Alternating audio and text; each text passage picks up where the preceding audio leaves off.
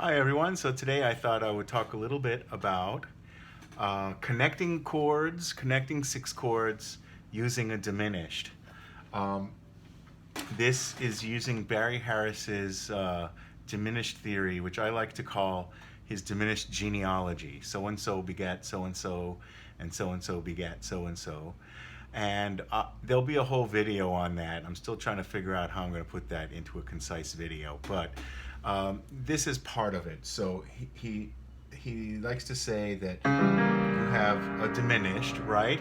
And Schoenberg said that if I take one of these chord tones down and I end up with a dominant seventh chord, and of course he likes to say that Schoenberg stole it from him, even though he was in the ether. Schoenberg got it in the ether, and Barry gave it to him through the ether, which may be true. Anyway, but Barry's genius is that he said, well, what if I instead of moving one chord tone down and getting four seventh chords this way, what if I move one chord tone up? Okay, well, I end up with a minor six chord. And so on. So he starts to play around with these chord tones, and one of these iterations is moving two consecutive chord tones down.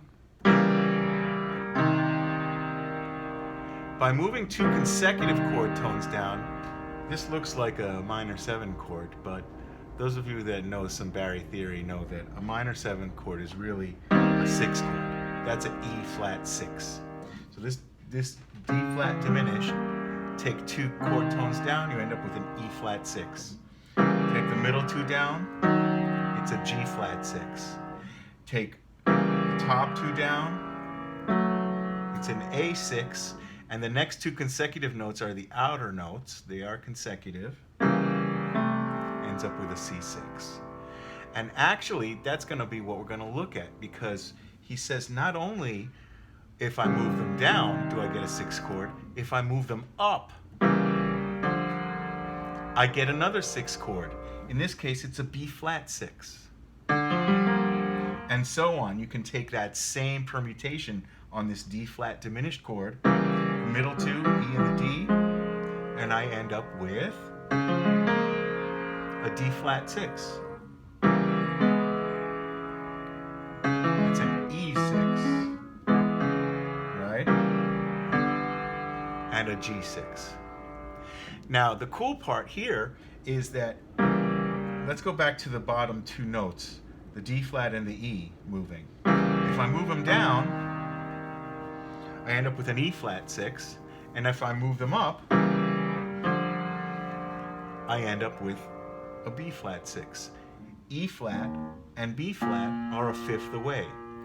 So I thought about it a little bit, and I said, well, why don't I kind of do an exercise, and I'll call it up a fifth, down a fifth. And I'll say, okay, well, let's say my target key, let's say for now, just for fun, we'll make it F. And we say that a diminished can connect an F6 either from below a B flat six using a diminished, right? Invert that, invert that, invert it. So you end up with this kind of like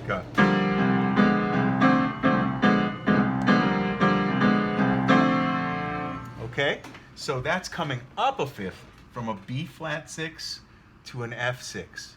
But what about coming down a fifth from a C6 to an F6?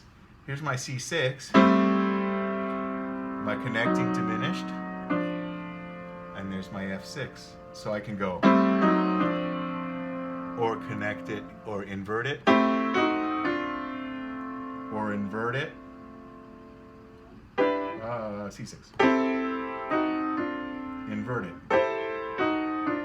and that's so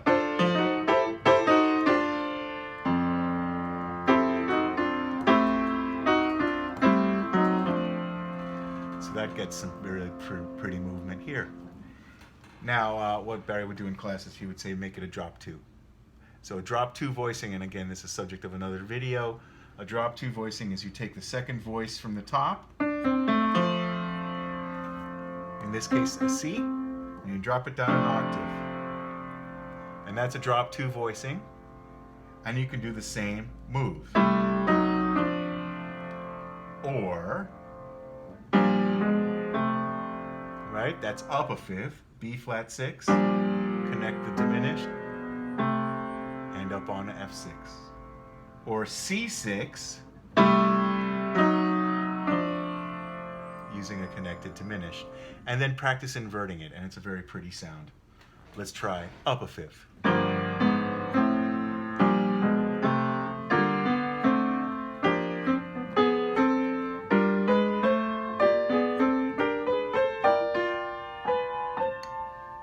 And you can, of course, do it down too.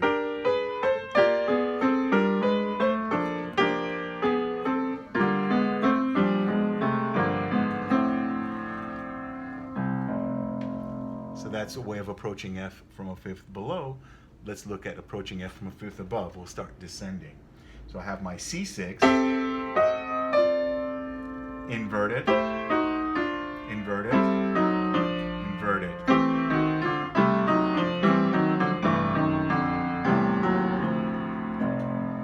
And of course, that can also be inverted up.